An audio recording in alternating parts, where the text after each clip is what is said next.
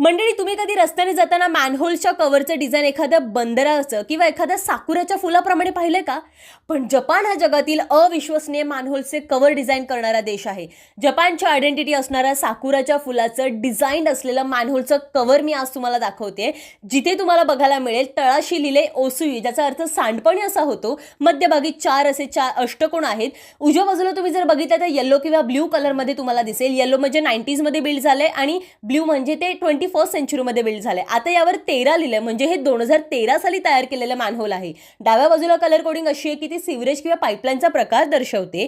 जर मध्यभागी असेल तर ते येलो कलरमध्ये असेल आणि निळं म्हणजे पावसाचं पाणी साठवणारं मॅनहोल आहे. आता हे योकोहामाचं बंदर असलेलंच तुम्ही मॅनहोल बघा ना, जे दर्शवतं की ह्या योकोहामामधला मॅनहोल आहे. वरती तुम्हाला दिसेल T20 किंवा T25, म्हणजे हे 20 किलोचं वजन सहन करणारं मॅनहोल आहे. मोठे ट्रक्स किंवा गाड्या यावरून धावू शकतात. अशा पद्धतीने जपान